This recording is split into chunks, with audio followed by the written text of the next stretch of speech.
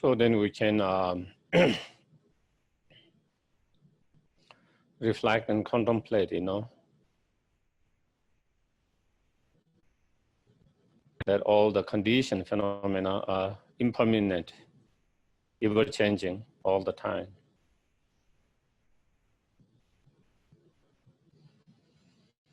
Be it the planet, the world we live in,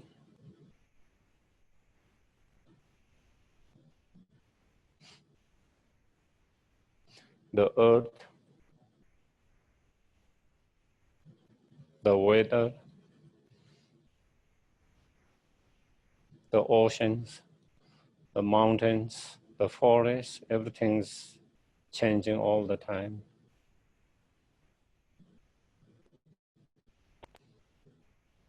As well as the animals that live in that. Some species have been extinguished, some new species arises.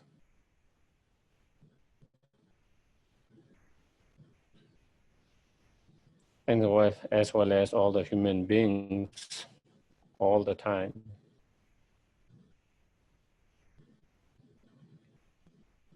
Some are going, some are coming into the world.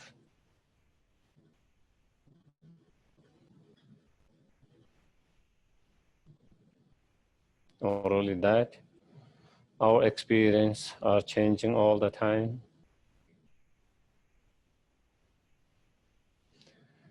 Our body, our mind, our emotions, our experiences, our thoughts are constantly changing.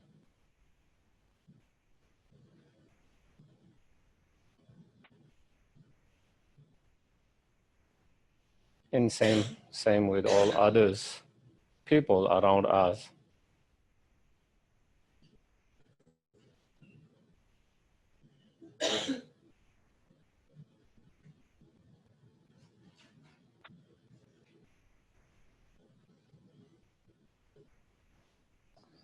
So when everything is changing and nothing is permanent,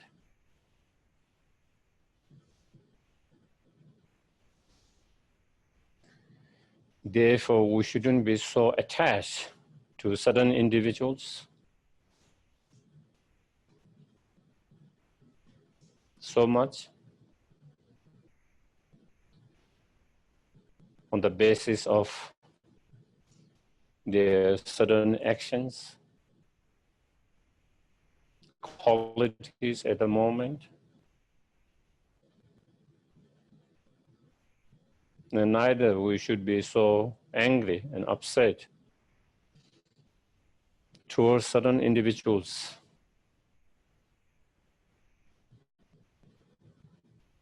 due to their certain behavior, actions, attitude.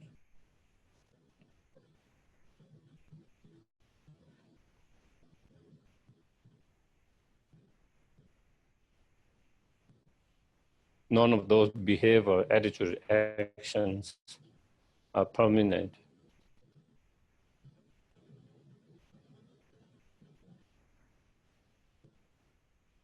And they could change when there is sudden changes in circumstances, external, internal circumstances.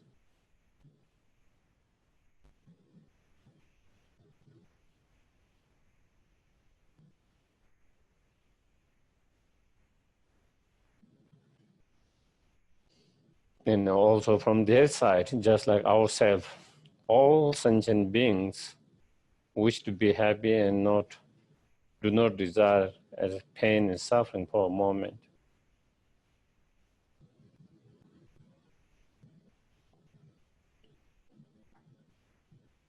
So it is inappropriate to discriminate so strongly like that.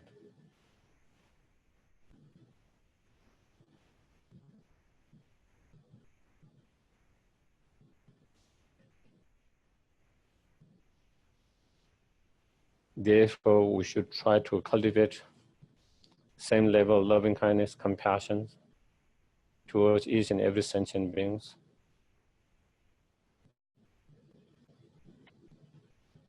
regardless of their present behavior, actions, and attitude.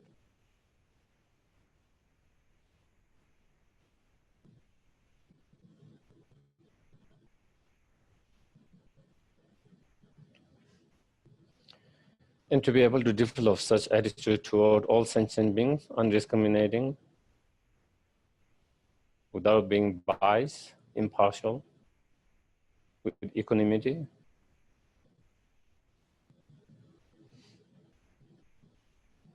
we need to engage in the practice meditations to be able to develop such attitude and thoughts and mind.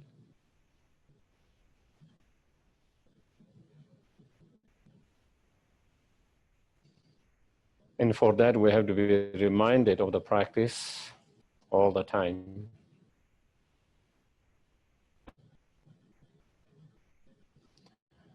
And for that very reason, that is why we are here together.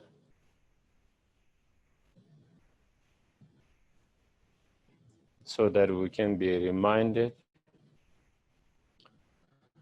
encouraged, inspired to let go of attachments, strong attachments, anger, instead develops equanimity on the basis of equanimity, cultivating true love and compassion and bodhicitta mind.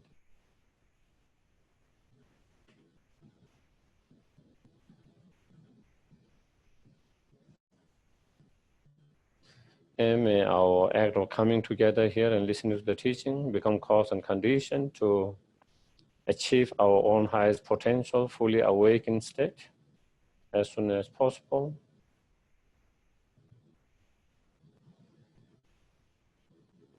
So we can act in the best way for others and oneself.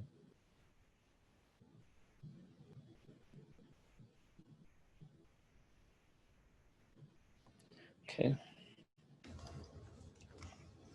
Page 73, the first verse once.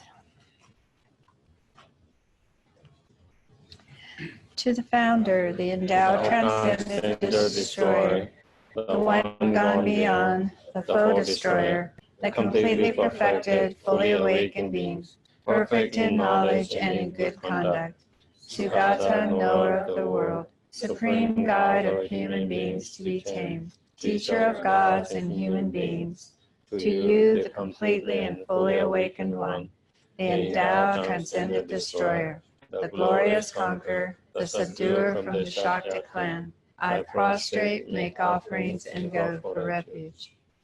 Page 76, the Heart of Perfection of Wisdom Sutra. I prostrate to the Arya Triple Gem. Thus did I hear at one time, the Bhagavan was dwelling on a mass vulture's mountain in the last year, together with great community of monks and great community of bodhisattvas. At that time, Bhagavan was absorbed in the concentration of the categories of phenomena called profound perfection. Also at that time, the Bodhisattva Mahasapa Aryavalokiteshvara looked upon the very practice of profound perfection of wisdom, and beheld those five aggregates as empty of inherent nature. Then, through the power of the Buddha, the Venerable Shariputra said this to the Bodhisattva Mahasapa Aryavalokiteshvara. How should any son of the lineage train, who wishes to practice the activity of profound perfection of wisdom? He said that, and the Bodhisattva Mahasapa Aryavalokiteshvara said this to Venerable Shariputra. Shariputra, any son of the lineage or daughter of the lineage, who wishes to practice the activities of profound perfection of wisdom, should look upon it like this, correctly and repeatedly beholding those five aggregates also as empty of inherent nature. Form is empty, emptiness is form. Emptiness is not other than form.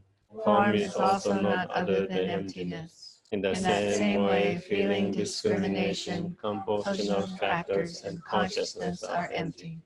Shariputra, likewise, all phenomena are emptiness without characteristic, unproduced, unceased, stainless, without stain, not deficient, not fulfilled.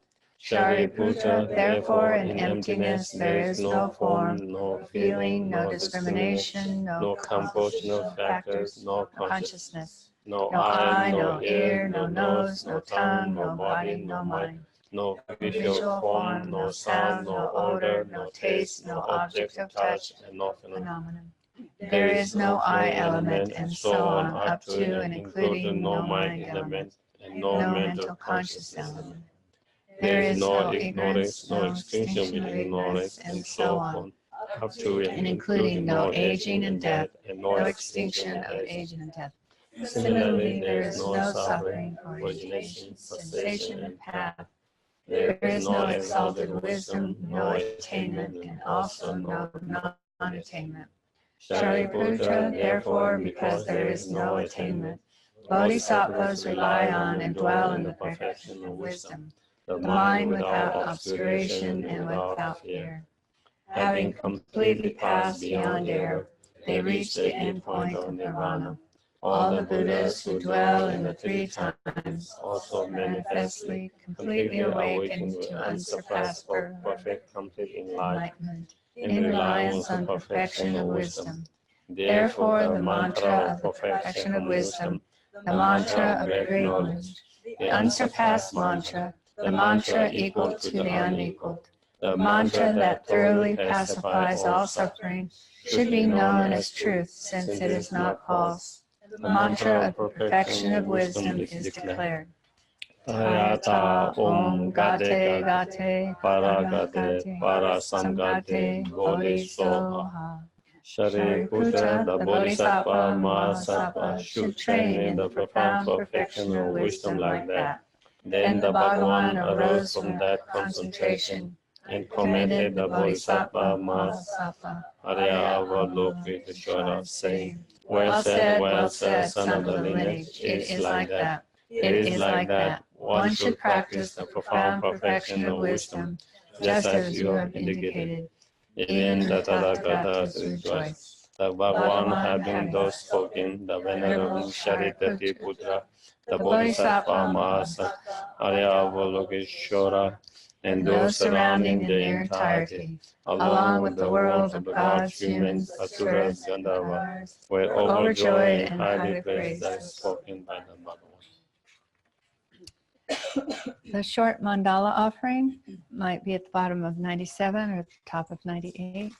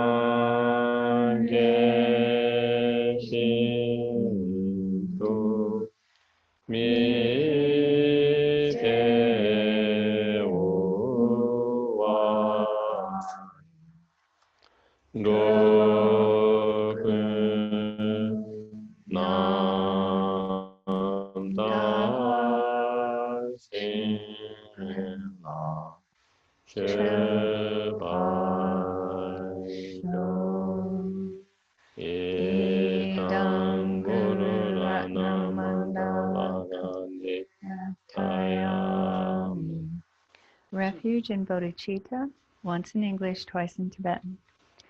I go for refuge until I am enlightened to the Buddha, the Dharma, and the Supreme Assembly. By the merits I create through listening to the Dharma, may I become a Buddha in order to benefit all sentient beings.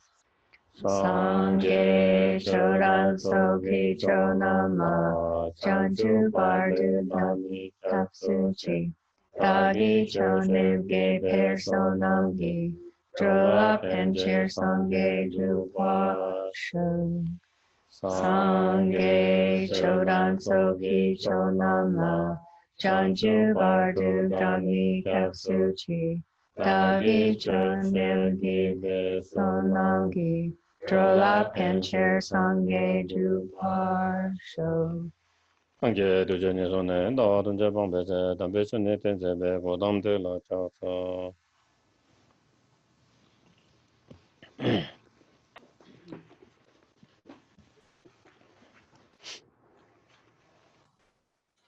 So, in order to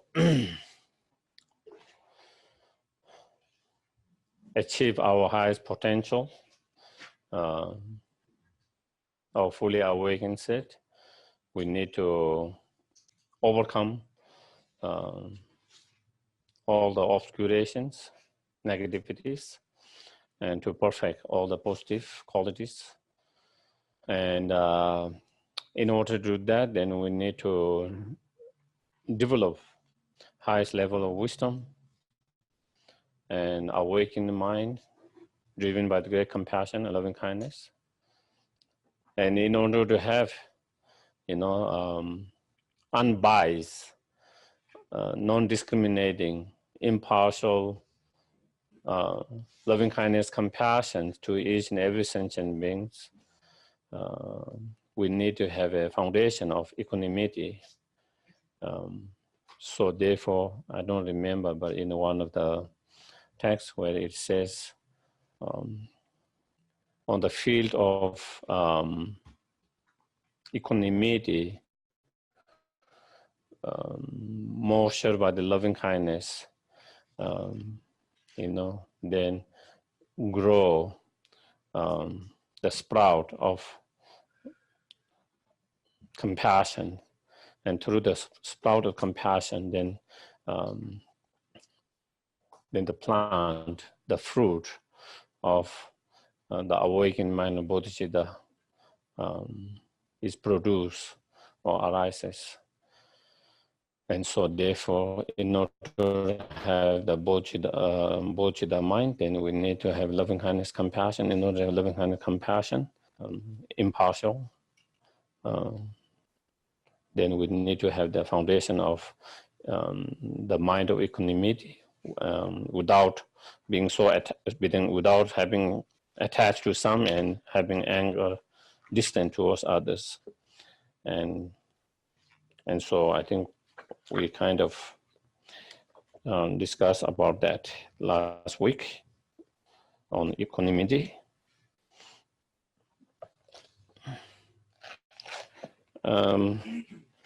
Where do I ask? Just down 129 page number. 128. 128, sorry, yeah. And then in former times. Okay. Yeah, okay. So in the Sutta request by noble daughter Chandrotara, in the former lifetime, I killed each one of you, and I too was slashed and cut into pieces by you. We all have been forced and murdered into each other's. How can a mind of attachment arise in you? So basically it's saying, even though we don't remember, but in the past, we have been, at certain time, we all have been greatest friend, and in certain time, we have been enemy, and with all of us, it is kind of cycles, and so therefore, nothing is permanent. It keep on changing all the time. And so therefore, we shouldn't be so strongly grasping with such attachment and anger. And as was explained in the context of faulty of uncertainties, you should think about the way in which friend and enemy quickly change, and not only in the past, even in this life, friends and enemy can change very quickly. One day you like some person's attitude, their way of, someday we like their attitude, we like the way they speak, the way they think, the way they behave. And then the next day we see their certain attitude, certain behavior, certain actions, and then we dislike. And so then that could change day to day, hour to hours, and that we see all the time. And so therefore, nothing is so permanent. And that being the case, this will avert both anger and attachment. So if we really understand that, friends does not remain friend all the time. Animal does not remain enemy all the time. Their whatever attitude, thoughts, behavior that we lack at the moment might not remain that all the time. That could change. Certain attitude, certain behavior, certain action we dislike at the moment, that could change again also. And so with that, when we really have that understanding, then we will neither be so attached when we lack someone's behavior, attitude, and actions. So attached to will not be that, because we know that that could change. Also, when we dislike someone's attitude and action, also by understanding that could also change, so that also wouldn't have so much strong dislike and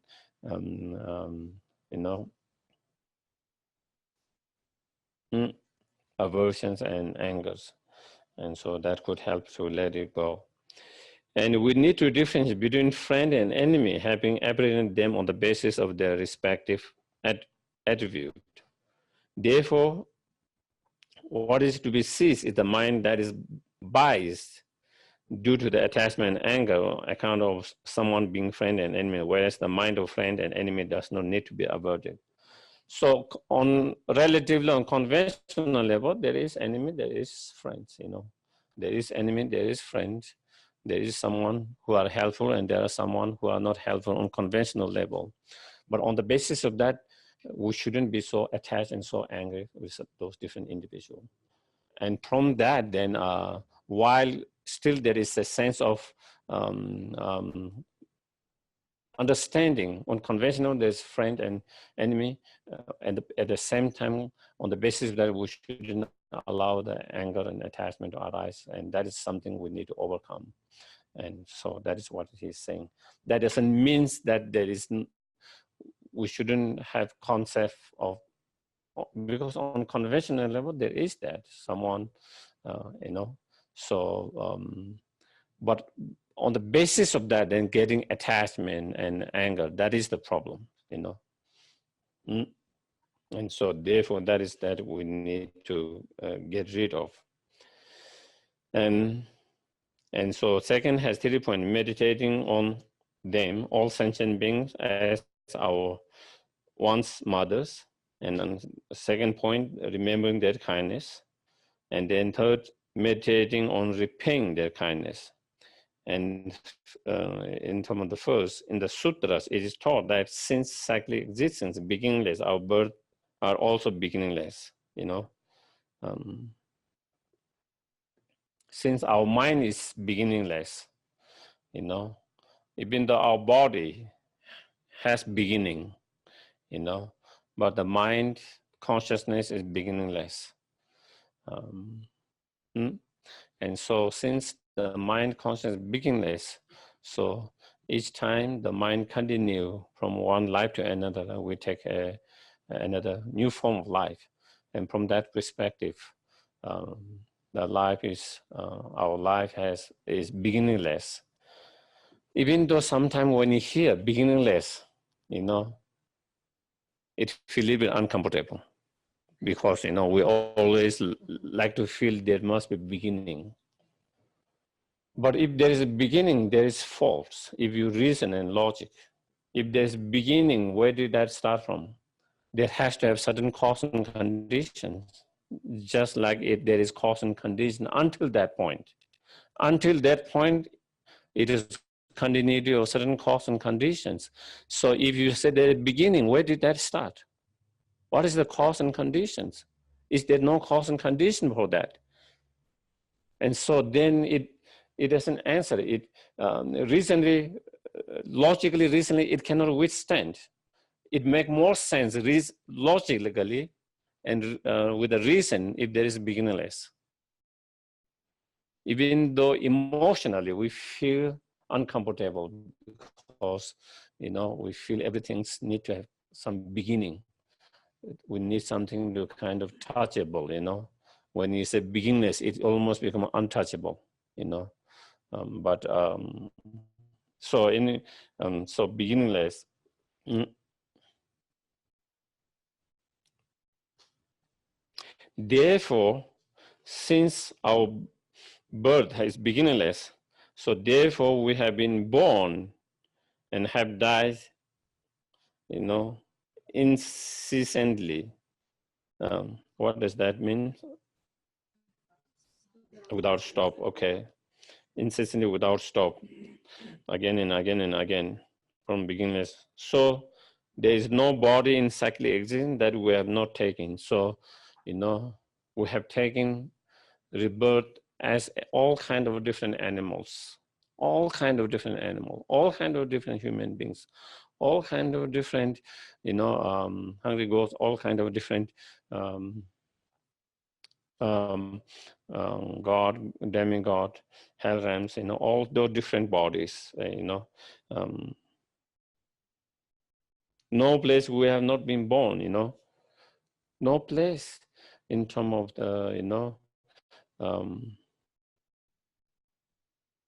in all 6 realms. We have taken rebirth in all of those 6 realms many times. There isn't any realms that we have not taken. But if some individuals have difficulty because their mom has not been very compassionate, and if they have been, you know, unkind and cruel and mean, and they have difficulty of cultivating kindness of mother, then they can change it whatever they feel more kind. Or it could be father, it could be brother, sister, it could be grandparent, it could be uncle, auntie, it could be friend, whoever they feel most close, you know. So trying to see all sentient beings as being like that. So again, you don't have to force yourself. If you have strong struggles in your mind to see your mom as the most kind, you don't have to push yourself and force your mind to see that, okay? And again, that is, we all have to remember, you know, mind cannot be forced, just like other things, you know. And therefore, we have to train and take care of it gently. The point is to feel kindness of all sentient beings. That is the point. To be able to cultivate, to be able to feel kindness of all sentient beings. And then remembering, feel the kindness of all sentient beings, and then on the basis of that, cultivating the wish to repay the kindness and loving kindness, compassion. That is the main point. And so whatever help us to develop that, if by seeing all sentient beings as your most kind father, because you have a strong relationship with that, you feel that, and then you are able to see all sentient beings like that, then that is okay, as long as you can feel that way. Or it can be your sister, brothers, any sentient, anyone you feel most close, kindness of them, okay?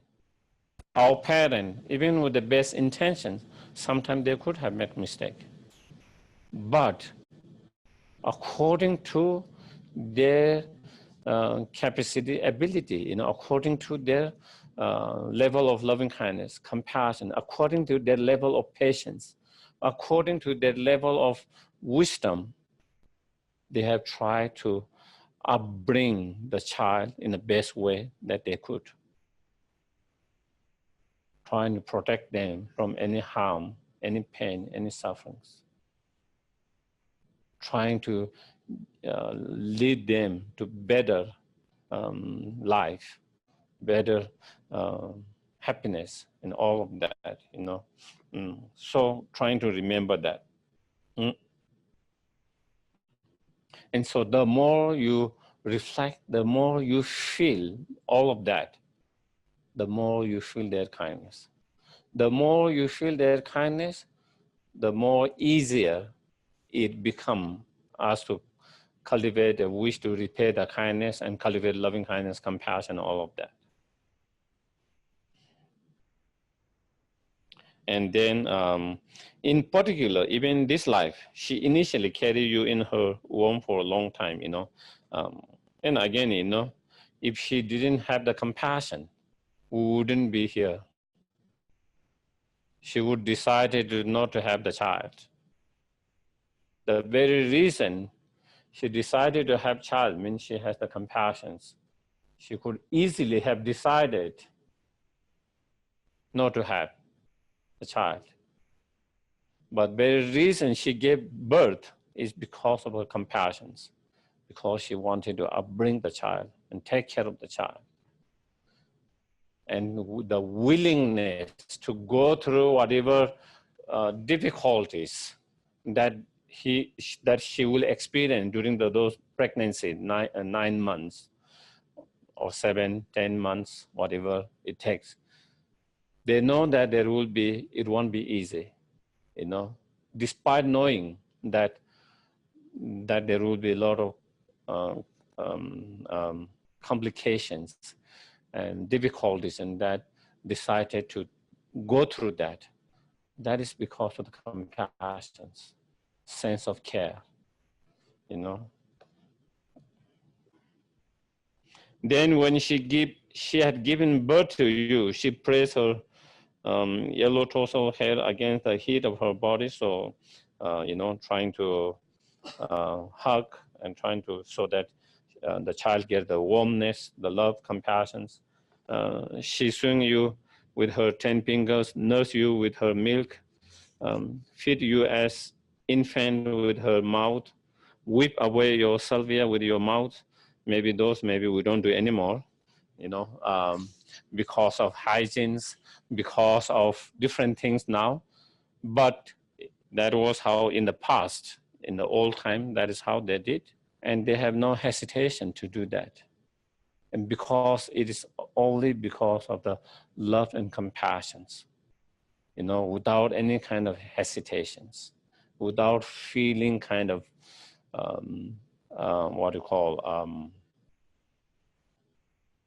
nauseous with all this kind of smell and all that of dirt, all of that.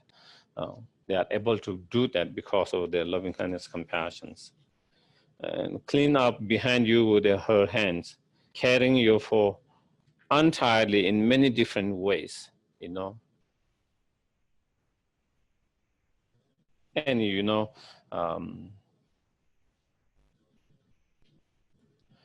even we don't remember all the experiences, of our upbringing, especially when we were young, just by observing the parent and the child now, we can get some idea how much sacrifice, how much hardship that they went through,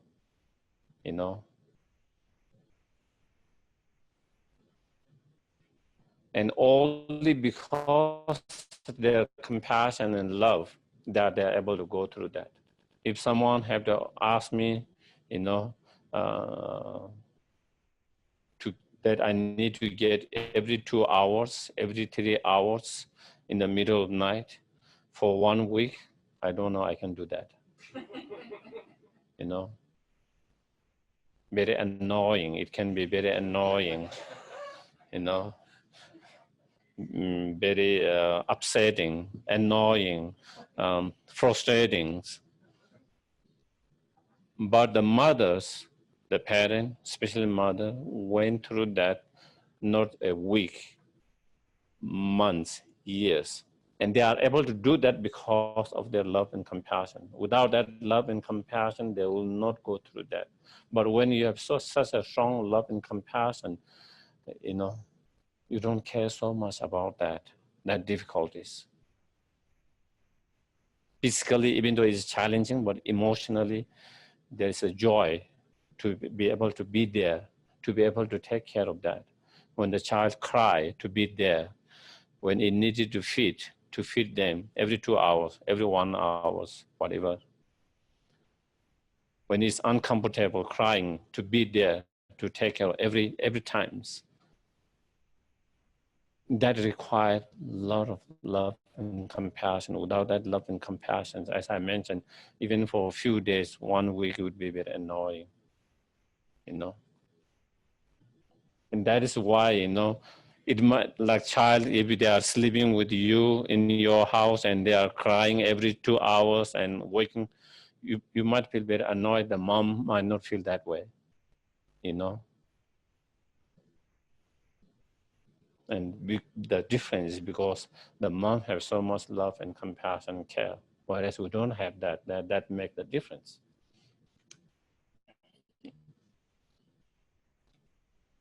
And it, you know, the very reasons that we have not broken our hands and cut here and there, and we're still alive, that means our parents, moms and parents, have taken well when we were very young, when we are most vulnerable, when you don't know what is clip, and you can just, if they don't pay enough attention for a few moments, and you just cruel and you can fall down. They have to pay attention all the time. So we haven't fall down. That means they have been paying so much attention, even when they are busy, even when they are tired.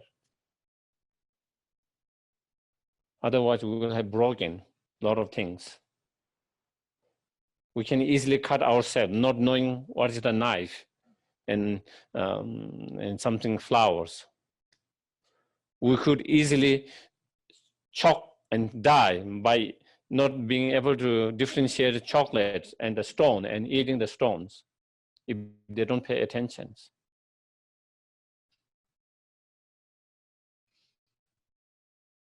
We could easily play with the fire, not knowing all of that. And so you can see the parent have to constantly be attentive, watchful. Even when they are very tired physically, they always have to be. And why they do it? For the best of the child.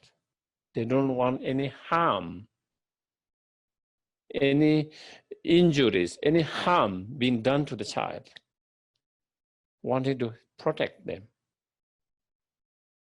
And so that is, so we don't remember all of that, but, you know, with our present result, would say we can see they have been very careful, attentive, paying attention. Not just kind of neglecting and say, let's do whatever you, and I'm so tired. And if they have done that, we will be in mess, you know.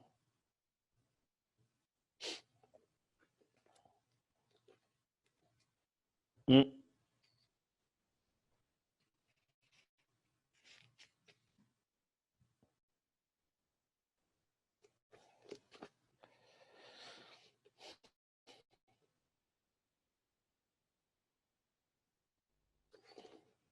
Mm. And if we, you know, if we have to clean up someone's urines or carcass, you know, it will be very difficult for us, you know. Even when you are paid to do that, you know, even when you are paid to do that, it's not an easy job for a lot of people. But our parent, our mother have, without any hesitation, changing, cleanings, all of that, all the time. That required a lot of sense of compassion, care, you know. Mm.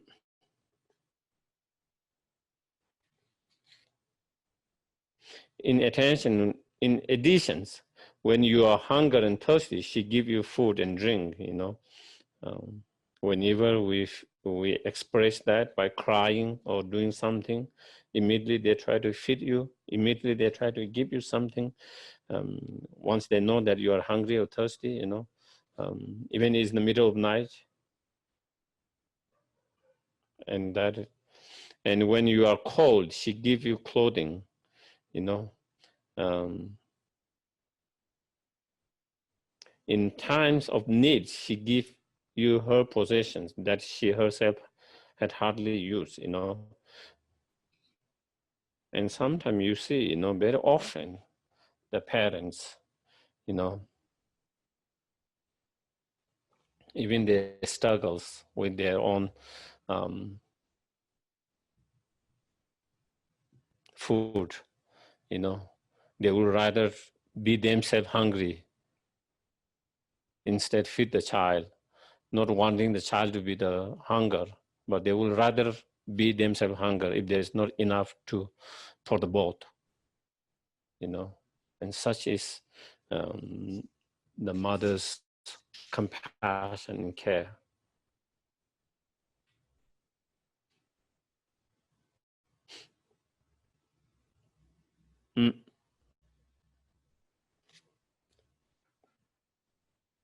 Yeah, my mom was. Of course, I don't remember when when we were so young. I don't have much kind of memory so much. Unlike like now, where you have pictures, videos, and then you discuss. In that nothing like that, and then I went to monasteries young, and we never discuss about.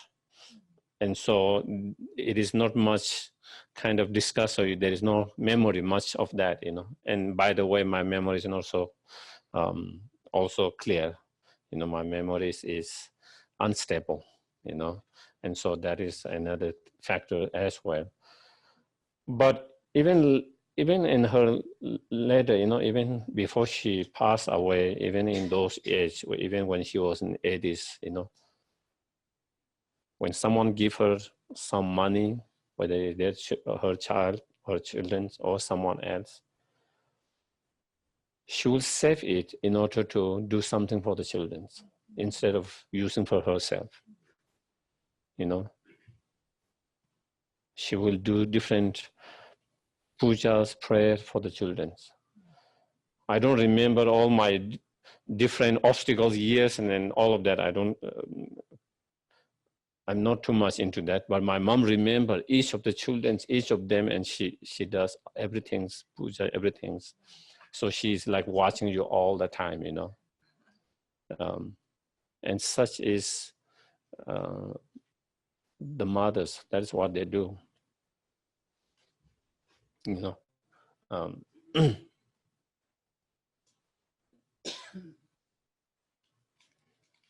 When everyday things are hard to come by, she bore the great hardship and spared herself no bad actions, suffering. So in order to protect the child and bring the best for the child, they are willing to go through a lot of hardship, difficulties, and sufferings.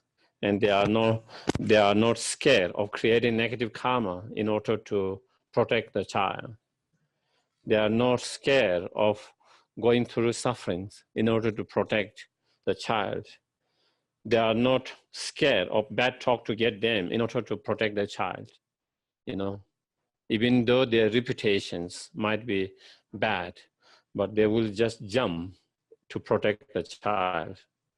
Don't care what people will say. Don't care what consequences of that might be, karmically, non-karmically.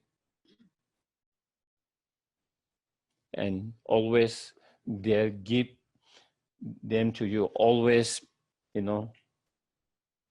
trying to protect you no matter what. Trying to protect the child no matter what.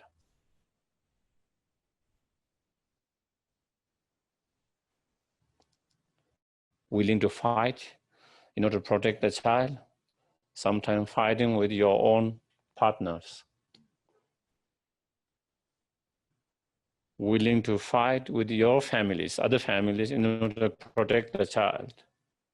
The willingness to fight with others' friends whenever they feel there is danger to the child, and willing to let go of all of that and willing to stand up for the child. That is how much. And you can see even with the animals, the sacrifice. You can see so many animals, the parents, especially the mom, give up their life trying to fight with something which they cannot win, but to save the child, sometimes the bird, they have no weapons, but they fight with bigger birds, they fight with snakes and all of that, in whatever, in according to their capacity,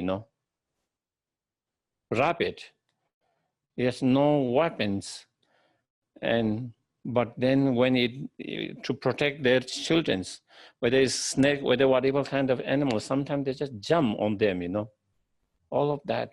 You see in animal ran so much of that, definitely in human beings as well. Even the small birds, I remember when I was in Sera, in Western Lapland, where Lama Wesley used to study, and that, because I was doing a retreat there one time, and then at that time it happened one of the birds make a nest just by the door, So when you go in and out, it's very close. It's just by the door, and you look, and the birds has lay eggs and sitting, and when you go next and when you look, it's a little bit kind of suspicious because you never know, but doesn't want to let fly away and kind of leave the child behind. So even though she's not sure and that someone might grab her or grab that, she still stayed there. And then after some time, the egg hatched and the bird came. And one day the child has fallen, from the nest down. So I was trying to pick up to put in. The mother thought maybe I was trying to harm her, And she was trying to make noise and trying to almost hit you, all jumping around and then like that. And that is, you can see such a small birds have no defense and no way to attack, and that, but still trying to protect. And even though she could lose her life very easily if you want to grab her,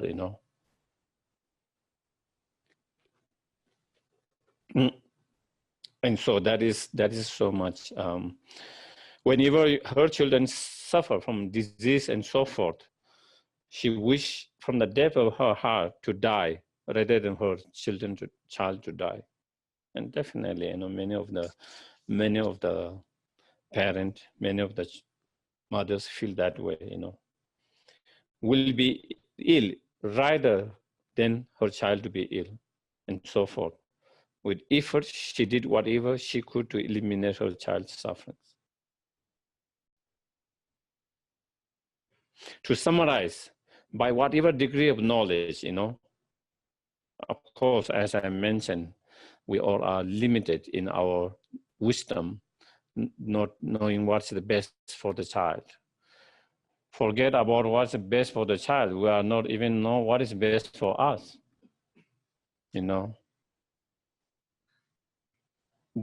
Does that mean we don't care about ourselves? We care about ourselves. And because of that, we make certain decisions because we think that is best for us. But we often find out that wasn't the best decisions. Same way our parents take a decisions which they feel that is the best for the child, because that is what, according to their wisdom and ability and knowledge,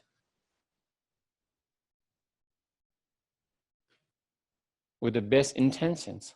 But maybe sometimes the child might not agree with that, and they might feel that way, and get very upset about that, angry about that.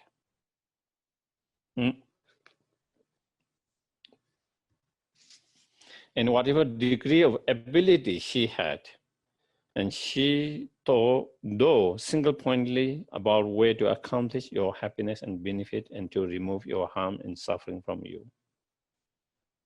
You know, so she, you know, and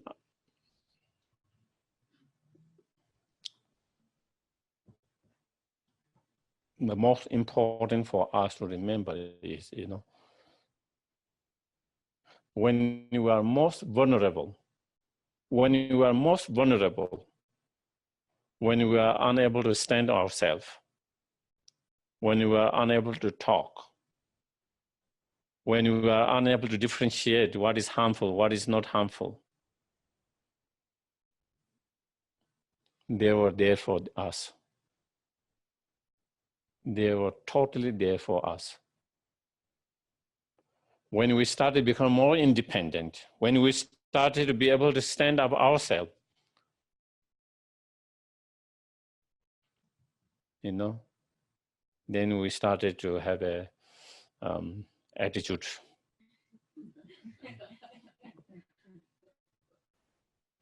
You know, and they help us to reach that point where we are able to stand on our feet and able to make our own decisions, able to take care of ourselves, our life. But until we are able to do that, they were always there, especially when most vulnerable, when we were very young.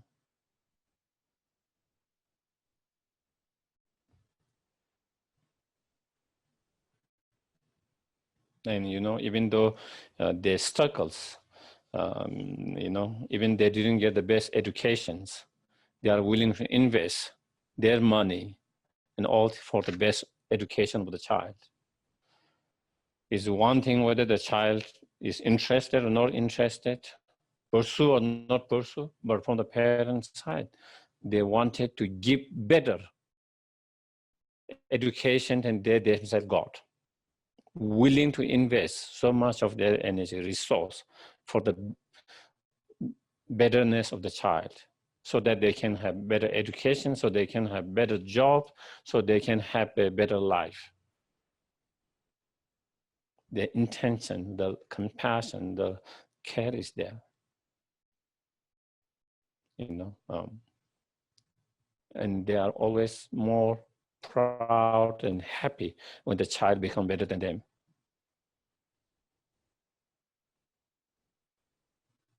And such is, but the irony, the problem is once we are on our state, then we totally forget all of that. We forget that. Just like animal too, you know, as the dog or cats or whatever, the mother is there when they are most needed. And once they are able to stand up themselves, and then they start to fight with the mother. Fight with the mother and try to control the mothers because it's more older and less weak and they are more strong. And so similarly, that's we human beings also, we tend to forget as we get everything they have done for us.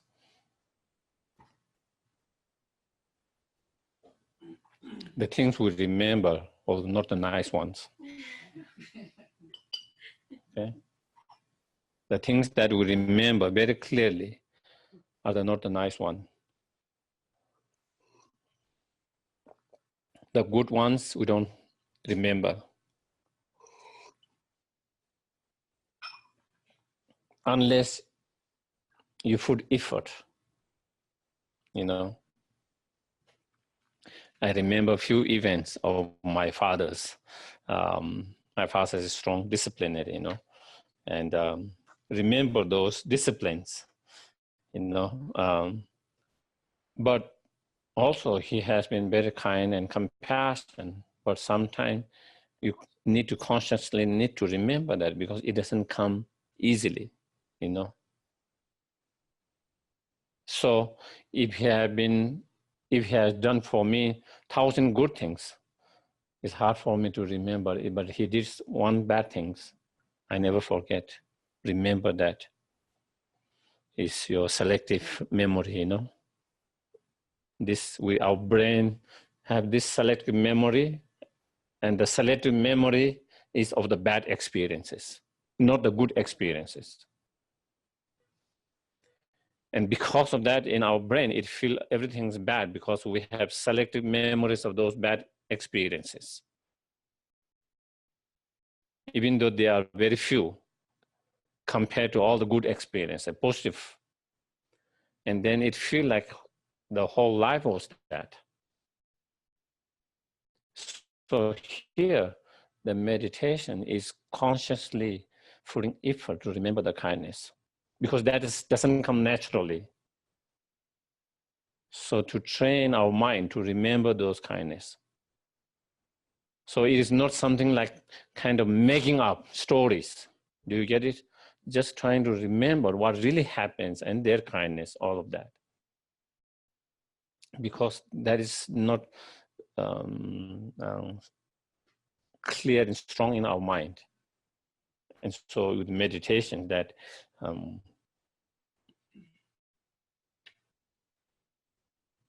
then, you know, even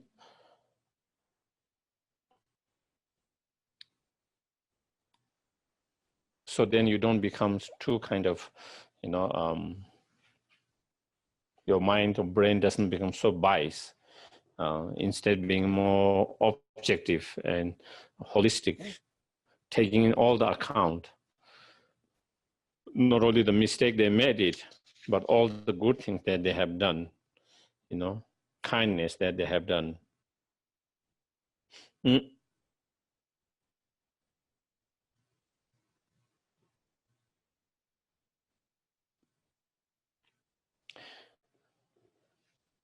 And sometimes, you know, just like ourselves, you know, sometimes, even though we have feeling for someone, you know, loving kindness, compassion, sense of gratitude, we don't always express that, you know, we don't always express that. Once a while we might express it, but maybe even though you are feeling that gratitude, that loving kindness, that compassion every day, you don't express that every time. Same way our parents, mothers, feel love and compassion for us, but that they might not express that every time, all the time. And in some cases, in culturally and individual, some people doesn't express that, even they have feelings there. So that doesn't mean they don't have concern. That doesn't mean they have no more loving. That doesn't mean they don't have any more compassion and care. And again, it is good to use your own experience to understand that. Whether it's with your children, whether it's your friends, whether it's your teachers, whether it's your parent. Sometimes we have all those feelings, but we don't express that all the time. And that doesn't mean we don't have those sense of gratitude, compassion, love, and all of that. And sometimes, you know, we don't do that, but we expect them to do that all the time. And if you don't do that, we feel that they don't care about you anymore. And so for whatever reasons, you know, and so that is,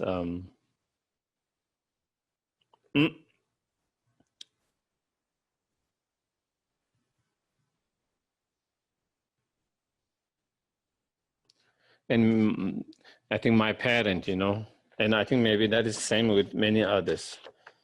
It seems sometimes they worry more about the child than themselves all the time.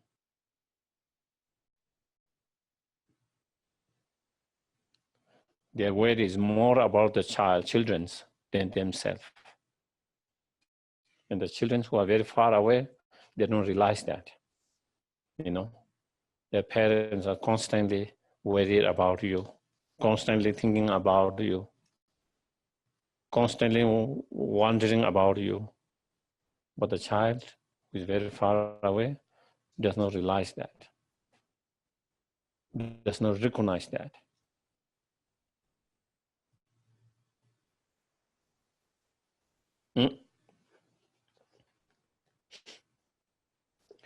So trying to remember all of that. If by meditating this way, the mind remembering her kindness, that is not just words arise, then when you really feel, not just words, but really feel,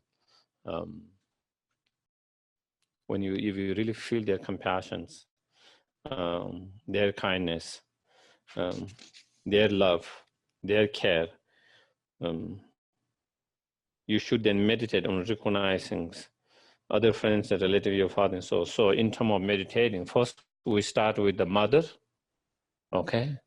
And then once you have felt that compassion, that their kindness, love, care, and that, then you visualize another person, someone more easier, another, whether it's your father, whether it's your brother, any relative.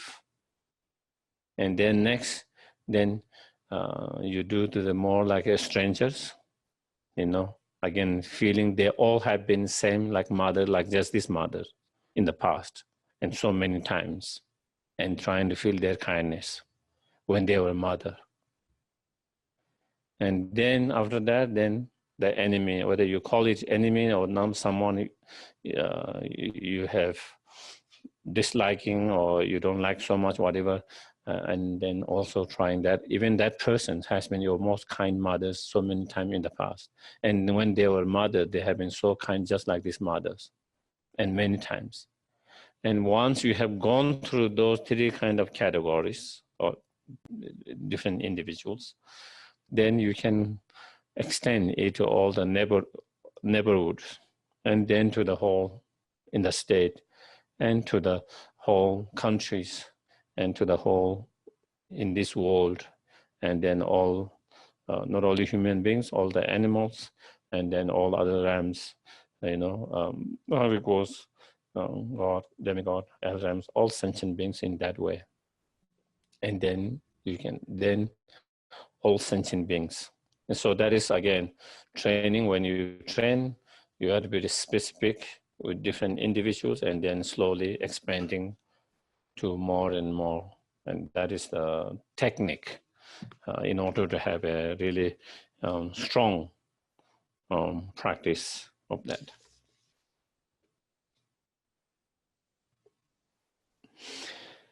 And your father, so forth, has also been your mothers, and not only mothers. Then they have, and then you should also meditate on recognizing natural persons having your mothers, and when a similar mind arises toward them, as that towards your friends and relatives, you should also meditate on recognizing your enemy as having your mothers, and when a similar mind arises towards them, as that towards your mother, of this present mother, then you should proceed to recognize all sentient beings as having your mothers, and meditate and gradually extend it to more and more until you embrace each and every sentient being without any exclusions, without excluding anyone. And so that is the meditating on the second point. Remember the first point, recognizing all mothers, all sentient beings as being your mother many times, and then second, recognizing their kindness by reflecting and contemplating on that.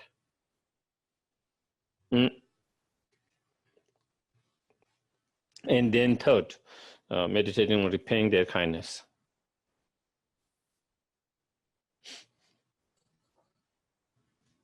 Third, there is nothing more shameless than carelessly neglecting your suffering protectorless kind mother just because you do not recognize them anymore due to the birth and death and transmigrations, and being preoccupied with freeing yourself from the cyclic existence. So here is saying, after going through that meditations, on the first 2 points, then you think, how can I neglect all these most kind mother sentient beings who have been so much kind, and not only one time, many times, so many. So how can I totally neglect their happiness? and always be preoccupied and concerned with just my happiness. And if I do that, then it's inappropriate, even from worldly point of view. Even from worldly point of view, a parent take care of the child when they need it most, and when the child grow up and when they are able to stand up themselves, and when the parent need help, totally neglecting and not caring and not paying attention, that is not appropriate, even from worldly point of view. Not talking of Dharma point of view, even from worldly point of view, such person, such child will be regarded not such a nice in the society, and especially for us, that we have engaged in a spiritual path, so not only spiritual path that we have engaged, we have in a Mahayana path, in a Mahayana where we have make a inspiration to liberate each and every sentient beings from the samsara, all the suffering, to the enlightenment. So that means, how can we kind of neglect that? How can we ignore their suffering and their well-being, their happiness? And how can we, and so it is not correct and is improper from worldly point of view, from spiritual point of view, Dharma point of view, and especially from the Mahayana point of view, Bodhisattva point of view, is absolute. And so by thinking and just through that, and encouraging and inspiring ourselves to be more concerned for the well-being of others. The more then more concern for the well-being of others arises. And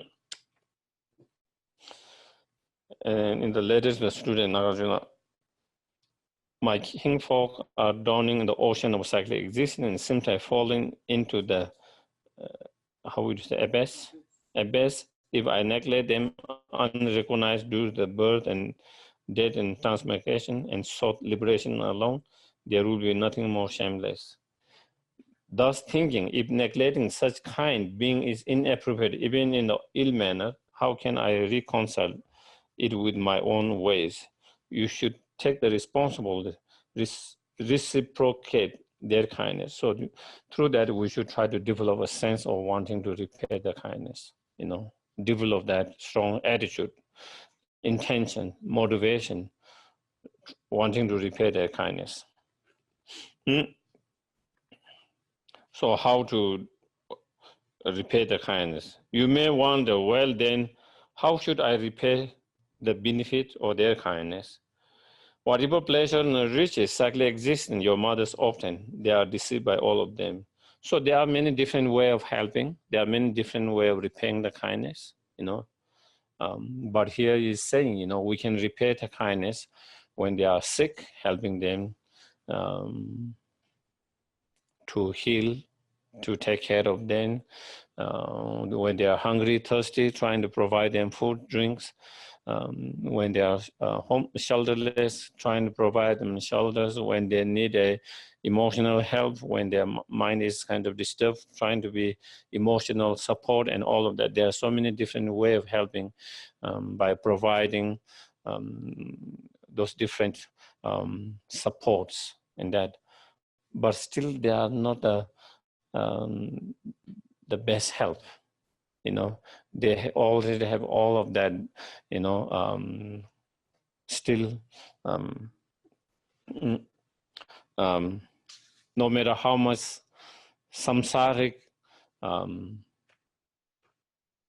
pleasure and the wealth and goodness there is, all, again, cannot give them true happiness. They all kind of deceive, only give them short-term, temporary comfort and satisfactions and the joy, but not long term. And therefore, thus we should repair the benefit thinking in the past under the power of the evil spirit that are like mental afflictions which possess me, So in the past, because we are being overwhelmed and overpowered by the afflictive emotions, mental afflictions, and due to that, I produce all kind of additional suffering to those who are already suffering. So being samsara, all sentient beings are suffering. On top of the suffering, then due to our delusions, then again we hurt and harm others, and through that, create more sufferings. Like putting salt and maybe like chili, hot chili on the injured who are already severely wounded. And I will establish all those who have benefited me out of love into the happiness of liberty. So therefore, even though there are so many ways to benefit and help them, but the best way and help and benefit them is out of loving kindness, compassion, true loving kindness, compassion, helping them to overcome their own defilements, their own delusions, because that is the main root of their suffering, pain, problem, conflict. Thereby helping them to overcome their own defilement, their own mental afflictions, then leading them to true lasting happiness of liberation, nirvana. And that is the best help that we can do. Therefore, I'm going to repay the kindness by helping them to lead to that happiness of liberations. That does not mean that we don't try to help whatever temporary help that is needed and that we can provide, that we can be helped. But at the same time, always having the thought to help them beyond that. Do you get it? Not only just trying to help to solve the temporary problems and discomfort, while we're trying to help that as much as we can, according to, at the same time, in always having the intention to lead them beyond that and to lead them to true happiness of nirvana. So therefore, when we have that, then we're always inspired to do more than what we are doing now. Because also, if you have that strong feeling of the wish to repair their kindness in that way, then you feel you have to work with yourself more, because in order to do that, it will encourage you to practice more, because you really want to do them, you really want to help them in that way, to repair kindness in that way. In order to do that, you yourself need to practice and reduce and overcome the delusion yourself. And then that will inspire you to practice more strongly.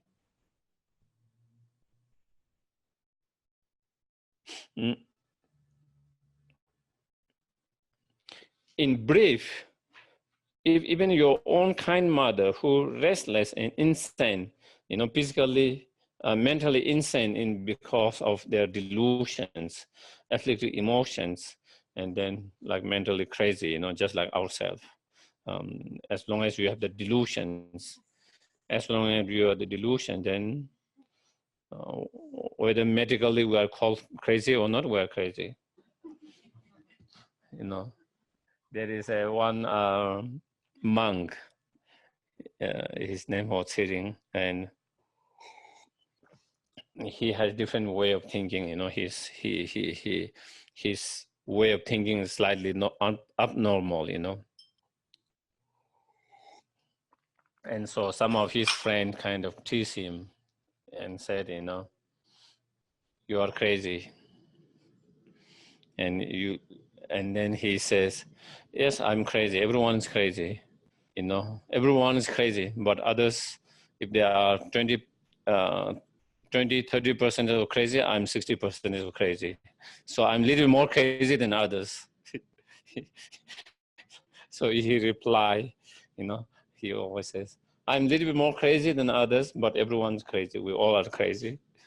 And from that perspective, Because when we are overwhelmed by anger and hatred, we act like a crazy, and many other negative emotions. And so insane or crazy, blind, like a physically being blind, almost like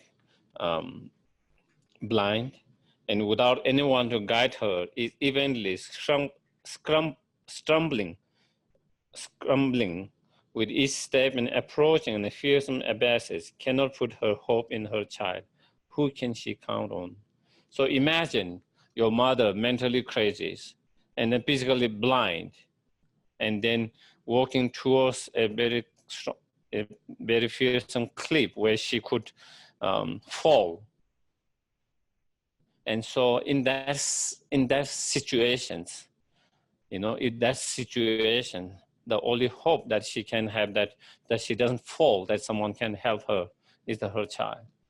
Other than that, to whom she can hope, that is, if it is not for the child to free her mother from that kind of fear and that kind of danger, who else should do it, And, it is the child whom the mothers are giving everything.